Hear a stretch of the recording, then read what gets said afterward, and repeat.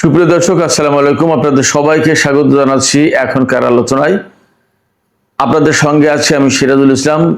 আলোচনা শুরুতে আপনাদের সবাইকে জুমা মুবারক। দর্শক,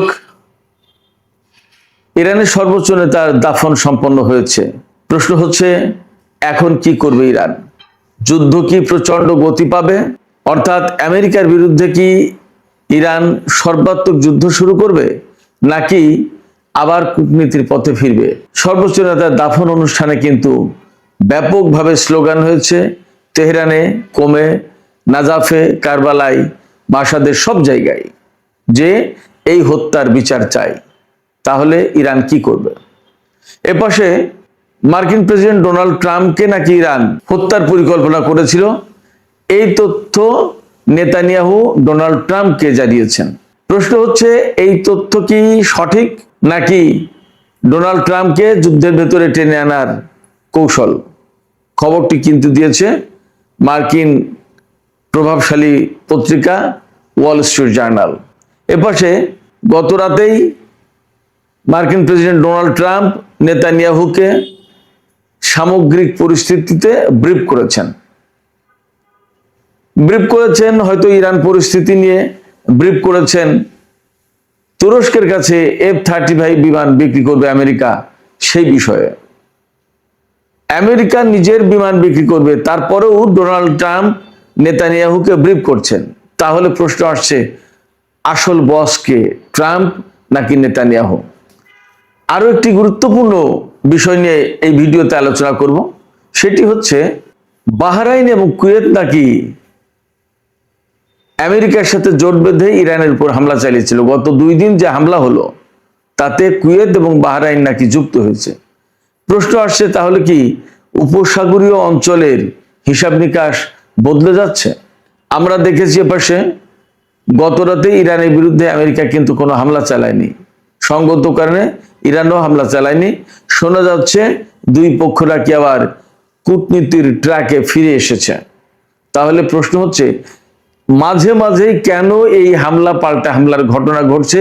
চুক্তির ভিতরে আসলে কোনো সমস্যা আছে কিনা? একই সাথে আরেকটি বিষয় আজকের ভিডিওতে আলোচনা করব। সে বিষয়টি হচ্ছে, ডোনাল্ড ট্রাম্পকে আমরা মাঝে মাঝেই দেখছি ইরানের বিরুদ্ধে হামলা চালাতে, কখনো দেখছি হামলা বন্ধ করতে, কখনো চুক্তির কথা বলছেন, কখনো শান্তির কথা বলছেন, কখনো ইরানি নেতাদেরকে প্রশংসা করছেন, আবার তিনি যুদ্ধ শুরু করছেন, আবার তিনি কূটনৈতিক আলোচনা ভেঙে দিচ্ছেন, আবার তিনি গালিগালাজ করছেন ইরানি নেতাদেরকে। এই যে একটা আউলা ঝাউলা অবস্থা, এই আউলা ঝাউলা পদ্ধতির যুদ্ধ করার কারণ কি? কেন তার কোনো সুনির্দিষ্ট স্ট্র্যাটেজি নেই? একই সাথে আমরা সর্বশেষ পর্যায়ে যে বিষয়টি নিয়ে আলোচনা করব, হরমুজ প্রণালীর এই ক্রিটিক্যাল সিচুয়েশনে তেলের বাজার কিন্তু আবার মারাত্মকভাবে অস্থির হয়ে পড়েছে। তাহলে আমাদের অর্থনীতির ভবিষ্যৎটা যাচ্ছে কোথায়? সুপ্রিয় দর্শক, এই সব বিষয়গুলো নিয়েই আমি এখন বিস্তারিত আলোচনা করার চেষ্টা করব। আশা করি আলোচনাগুলো খুব ভালো লাগবে, আর শেষ পর্যন্ত আপনারা সঙ্গেই থাকবেন। সাথে সাথে এও বলি, যদি ভিডিও ভালো লাগে তাহলে লাইক কমেন্ট করবেন এবং চ্যানেলটি সাবস্ক্রাইব করে সাথেই থাকবেন। দর্শক, চলুন আমরা বিস্তারিত আলোচনায় চলে যাই। ইরানের সর্বোচ্চ নেতা আয়াতুল্লাহ আলী খামেনি, তার দাফন সম্পন্ন হয়েছে গতকাল রাতে। ইরান সময় 9:30টার সময় সর্বশেষ জানাজা অনুষ্ঠিত হয়, এরপরে তার দাফন সম্পন্ন হয়। জানাজা পড়িয়েছেন তারই ছেলে মোস্তফা হুসাইন খামেনি। এই জানাজায় 1.5 কোটি মানুষ উপস্থিত ছিলেন বলে জানা যাচ্ছে। এই পর্যন্ত আমরা যা জানলাম, তেহরান, কোম, কারবালা, নাজাফ এবং মাসাদ, এই 5টা জায়গায় সর্বোচ্চ নেতার জানাজা অনুষ্ঠিত হয়েছে। এবং এই সব জানাজায়, শোক মিছিলে, শ্রদ্ধা জানানোর অনুষ্ঠানে মোট 4.5 কোটি মানুষ উপস্থিত ছিল, দেশ বিদেশ এবং ইরাকের মানুষ। ভাবা যায় মানুষের ইতিহাসে, অর্থাৎ আমাদের যে বিশ্বের ইতিহাস, সেই ইতিহাসে এত বড় জানাজা আর হয়নি, এবং আর হবে কিনা সেটা নিয়েও প্রশ্ন। যা হোক, আমরা এখন মূল আলোচনা এখানে সেটি হচ্ছে ইরানের সর্বোচ্চ নেতার জানাজা সম্পন্ন হয়েছে, দাফন সম্পন্ন হয়েছে। কিন্তু একটি বিষয় প্রচন্ডভাবে জেগে উঠেছে, জাগরুক হয়ে উঠেছে, সেটি হচ্ছে সর্বোচ্চ নেতার হত্যাকারীদের বিচার করতে হবে। হত্যার বদলা চায়, হত্যার বদলা হত্যা। অর্থাৎ এরই মধ্যে আমরা দেখেছি বিভিন্ন জায়গায়, বিশেষ করে মাসাদে বড় বড় ব্যানারে লেখা আছে ডোনাল্ড ট্রাম্পকে হত্যা করতে হবে, ডোনাল্ড ট্রাম্পকে হত্যা করে, ইত্যাদি ইত্যাদি। এবং ইরানের যে IRGCর খাতামুল আম্বিয়া হেডকোয়ার্টার্স, এই খাতামুল আম্বিয়া হেডকোয়ার্টার্সের কমান্ডার মেজর জেনারেল আলী আব্দুল্লাহি তিনিও বলেছেন যে তারা সর্বোচ্চ নেতার হত্যাকাণ্ডের বদলার বিষয়টি কখনো ভুলে যাবে না এবং আমেরিকার সাথে কোনো আপোষ হবে না। এমনকি ইট মারলে পাটকেল ব্যাপারটা আর তেমন থাকবে না, সামান্য হামলার কঠোর জবাব হবে। তার মানে ইরান একেবারে পরিপূর্ণভাবে প্রস্তুত। এই জায়গায় প্রশ্ন আসছে, আসলে কি ইরান সর্বোচ্চ নেতার এই হত্যার প্রতিশোধ নেবে? নিলে কিভাবে নেবে? ইরান কি গোপনে ট্রাম্পকে হত্যার কোনো পরিকল্পনা সাজাবে, নাকি যুদ্ধের ভেতর দিয়েই কোনো না কোনোভাবে এই হত্যার প্রতিশোধ নেবে? এই অনেক বড় প্রশ্ন, অনেক প্রশ্ন। এই সমস্ত প্রশ্নের আসলে আমাদের কাছে কোনো জবাব নেই। হয়তো ভবিষ্যৎ বলে দেবে, সময় বলে দেবে কি হচ্ছে, কি হবে, কি হলো।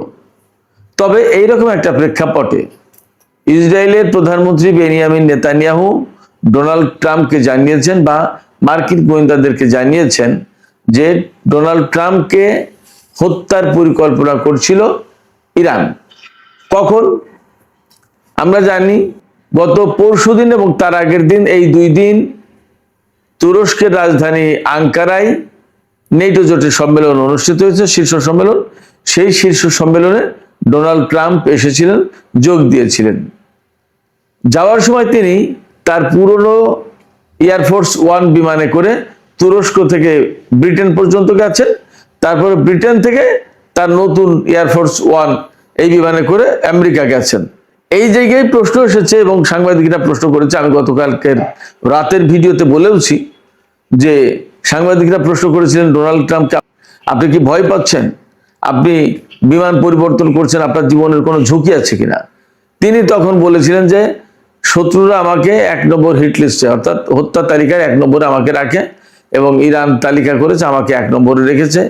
তিনি বলেছেন যে আমি এই সমস্ত কেয়ার করি না, বাট তিনি বিমান কিন্তু পরিবর্তন করেছেন এবং মার্কিন গোয়েন্দারা নাকি তাকে পরিবর্তন করতে বাধ্য করেছে যে এই বিমানে যাওয়া যাবে না, পুরনো বিমানে যেতে হবে। এটা নিয়ে প্রশ্ন আছে, তাহলে নেতানিয়াহুর এই তথ্য সত্য, নাকি ডোনাল্ড ট্রাম্পকে এই রকমের ভয় ভীতি দেখিয়ে বা ইরানের বিরুদ্ধে উস্কানি দিয়ে ডোনাল্ড ট্রাম্পকে আবার যুদ্ধের ময়দানে টেনে আনতে চান নেতানিয়াহু? সে প্রশ্ন কিন্তু আসছে।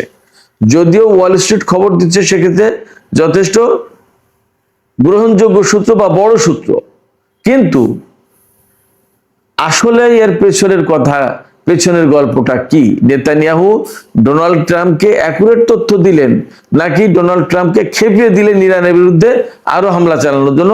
আমরা কিন্তু গত 2 রাতে ব্যাপক হামলা চালাতে দেখেছি ইরানের উপরে। ইরানও যদিও তার পাল্টা জবাব দিয়েছে। তাহলে এই জায়গায় এই প্রশ্ন খুব একটা অযৌক্তিক নয় যে নেতানিয়াহু আসল তথ্য দিয়েছে, প্রকৃত তথ্য দিয়েছে, নাকি ডোনাল্ড ট্রাম্পকে খেপিয়ে ইরানের বিরুদ্ধে নতুন করে যুদ্ধের উস্কানি দিচ্ছেন। এর পাশে গত রাতে কিন্তু আমেরিকা এবং ইরানের মধ্যে কোনো পাল্টা হামলার ঘটনা ঘটেনি। তাহলে তার মানে দাঁড়াচ্ছে যুদ্ধ আপাতত স্থগিত, যুদ্ধ আপাতত বন্ধ। প্রশ্ন হচ্ছে ডোনাল্ড ট্রাম্প মাঝে মাঝে কেন হঠাৎ করে ইরানের উপরে বড় রকমের হামলা চালায়, ইরান পাল্টা জবাব দেয়, আবার আমেরিকা থেমে যায়, আবার কূটনীতির পথে হাঁটে। এর আগেও আমরা দেখেছি গত বছরের জুন মাসে যে যুদ্ধ হয়েছিল 12 দিনের, সেই যুদ্ধে আমেরিকা হঠাৎ করে ইরানের বিরুদ্ধে যুদ্ধে জড়িয়ে গেল।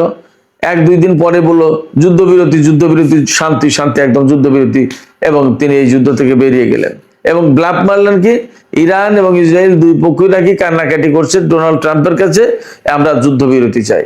যা হোক, তখন তো ইরান যুদ্ধবিরতি দিতে রাজি হয়নি, পরে এক পর্যায়ে রাজি হলো।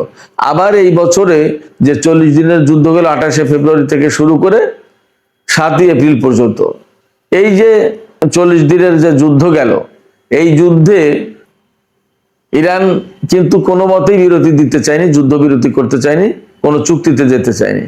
আমেরিকা, বিশেষ করে মার্কিন প্রেসিডেন্ট ডোনাল্ড ট্রাম্প জোর জবরদস্তি করে, অনুনয় বিনয় করে বিভিন্ন দেশকে লাগিয়ে ইরানকে যুদ্ধবিরতিতে রাজি করিয়েছে।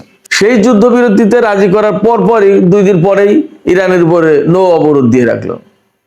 আবার মাঝে মাঝে হামলা চালালো, ইরানও জবাব দিল। আবার কূটনীতির আলোচনা চলতে থাকলো, পাকিস্তান, কাতার, তুরস্ক বিভিন্ন দেশ মধ্যস্থতা করলো, আলোচনা করলো, বিভিন্ন রকমের তৎপরতা চালালো যাতে শান্তি চুক্তিটা হয়। নানান রকমের দেন দরবার, বহু কষ্ট ক্লেশের ভেতর দিয়ে পাকিস্তান এবং কাতার, ইরান আর আমেরিকাকে এই 14 দফা সমঝোতা স্মারকে সই করালো।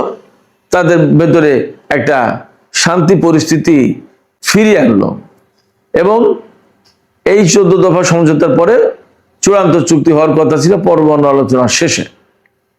কিন্তু এর ভিতরেই আমেরিকা কয়েক দফা ইরানের উপর হামলা চালিয়েছে, বাধ্য হয়ে ইরানও পাল্টা হামলা চালাতে বাধ্য হয়েছে। এই পরিস্থিতিতে আমরা দেখতেই পাচ্ছি আমেরিকা একবার ইরানের উপর হামলা চালাচ্ছে, আবার চলে যাচ্ছে, আবার পিছিয়ে যাচ্ছে, আবার আলোচনা আসছে, আবার চুক্তির কথা বলছে, একবার ইরানের নেতাদের প্রশংসা করছে, আবার গালিগালাজ করছে। কেন এই অবস্থা ডোনাল্ড ট্রাম্পের? এটা কি তার মানসিক সমস্যা, তার বয়সজনিত কারণে, বার্ধক্যজনিত কারণে কোনো সমস্যা, ভুলে যায়, আবার হঠাৎ হঠাৎ যা মনে পড়ে তাই করেন, নাকি তার পেছনে এমন কোনো শক্তি আছে যার কথায় তিনি ওঠেন বসেন এবং যা বলেন তিনি তাই করেন? নাকি তিনি যখন মনে করেন যে এখন হামলা চালিয়ে ইরানকে একটু বেকায়দায় ফেলা উচিত, তখন তিনি তাই করেন, যখন হামলা চালাতে গিয়ে দেখেন যে ইরান ব্যাপকভাবে প্রতিরোধ শুরু করেছে, তখন তিনি তাড়াতাড়ি আবার হামলা বন্ধ করেন এবং শান্তি যুদ্ধবিরতি করেন? আসলে কোনটা? সমস্যাটা কোথায়? নাকি এই যে 14 দফা সমঝোতা হয়েছে তার ভিতরে সমস্যা? ইরান তো বারবারই সেই শুরু থেকে বলে আসছে যে আমাদের কথাই হরমুজ প্রণালী চলবে, এখানে 60 দিন পর্যন্ত আমরা কোনো টোল বা ফি নেব না, কিন্তু এই প্রণালীতে জাহাজ কখন কোনভাবে কিভাবে চলবে, কারা যাবে কারা যেতে পারবে না, সমস্ত সবকিছু কন্ট্রোল করবে ইরান। এবং সেইগুলো মেনে নিয়েই তো নিশ্চয়ই চুক্তি হয়েছে। তাহলে এখন কেন ইরানের এই কন্ট্রোল মানতে সমস্যা আমেরিকার? আসলে চুক্তির ভিতরে কোনো সমস্যা আছে কিনা? যদি থাকে তাহলে মধ্যস্থতাকারীদের বা আমেরিকার পক্ষ থেকে পরিষ্কার করে বলা উচিত যে তোমার এই কথা আমরা মানি না। তুমি যদি বলো যে ইরান তোমরা নিজেরা হরমুজ প্রণালী কন্ট্রোল করবে, তাহলে তোমাদের সাথে আমাদের চুক্তি হবে না, এটা বললেই হয়ে যায়। তারপরে হয় যুদ্ধ, না হলে চুপ। কিন্তু একবার শান্তি আলোচনা, একবার যুদ্ধ, একবার আবার শান্তি, একবার যুদ্ধবিরতি, এগুলো কি? সুনির্দিষ্ট কোনো পরিকল্পনা একজন মার্কিন প্রেসিডেন্টের নেই। এর কারণ কি? মার্কিন প্রশাসন তাহলে আসলে কি প্রচন্ডভাবে দুর্বল হয়ে গেছে কিনা? কারণ একজন প্রেসিডেন্ট একটা দেশের বিরুদ্ধে যুদ্ধ করতে আসছে এবং যথেষ্ট শক্তিশালী সেই দেশ, আর তার বিরুদ্ধে যুদ্ধ করতে আসছে, কিন্তু তার সামনে কোনো পরিকল্পনা নেই, তার যুদ্ধমন্ত্রীর কোনো পরিকল্পনা নেই, পররাষ্ট্রমন্ত্রীর কোনো পরিকল্পনা নেই, ভাইস প্রেসিডেন্টের পরিকল্পনা নেই। এ কেমন কথা? নাকি তিনি কারোর কোনো পরিকল্পনা শোনেন না, জানেন না, মানেন না, কারোর সাথে কোনো আলোচনাও করেন না, তিনি যা বোঝেন তাই করেন? সমস্যাটা কোথায়? এগুলো ফাইন্ড আউট করা দরকার। বিশেষ করে যারা মধ্যস্থতা করছে তাদের এই প্রশ্ন তোলা দরকার যে যুদ্ধবিরতি চুক্তি হওয়ার পরে কি করে আমেরিকা ইরানের উপর হামলা চালায় এবং হামলা চালাবে কেন? তাহলে এই আলোচনায় ফেরার কি মানে আছে? ডোনাল্ড ট্রাম্প যখন এরকম ইরানের উপর হামলা চালাচ্ছে, তখন কিন্তু একটা খবর এসছে, খুব গুরুত্বপূর্ণ খবর, যে কুয়েত এবং বাহরাইন ইরানের বিরুদ্ধে যুদ্ধে যুক্ত হয়েছিল গত 2 রাত যে হামলা হয়েছে সেই হামলায়। এখানে কিন্তু খুব গুরুতর প্রশ্ন আসছে এই যে তাহলে বাহরাইন এবং কুয়েত আমেরিকার হয়ে যদি যুদ্ধ করে, মধ্যপ্রাচ্যের পরিস্থিতি কি তাহলে পাল্টে গেল, বদলে গেল হিসাব বিকাশ? যেখানে আমরা ধারণা করছিলাম যে আমেরিকা, ইরান এবং ইসরায়েলের ভেতরে যে যুদ্ধ হচ্ছে সেই জায়গায় আরব দেশগুলো চুপ ছিল।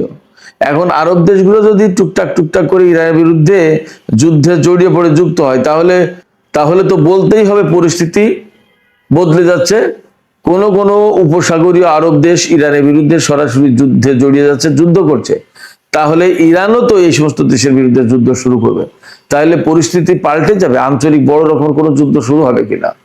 এবং এই যে আরব দেশগুলো কুয়েত, বাহরাইন, এই সমস্ত দেশ কোন হিসাব নিকাশে ইরানের সাথে যুদ্ধে যাচ্ছে, যেখানে আঞ্চলিক এবং প্রতিবেশী দেশ তার সাথে যুদ্ধে যাচ্ছে আমেরিকার হয়ে। অথচ এই মুহূর্তে এইরকম প্রশ্ন কিন্তু আছে, আমেরিকা মধ্যপ্রাচ্যে টিকে থাকতে পারবে কিনা। ইরানের পক্ষ থেকে ব্যাপক চাপ সৃষ্টি করা হয়েছে, সামরিক এবং রাজনৈতিক, কূটনৈতিক সব দিক দিয়ে। মাঝখানে রিপোর্টও বের হয়েছে যে মধ্যপ্রাচ্যের কোনো কোনো ঘাঁটি থেকে সেনা সরিয়ে নেওয়ার পরিকল্পনা করছে। সেই সময় কেন বাহরাইন এবং কুয়েত ইরানের সাথে সংঘাতে যুক্ত হতে যাচ্ছে? এর পরিণতি আসলে কি হবে?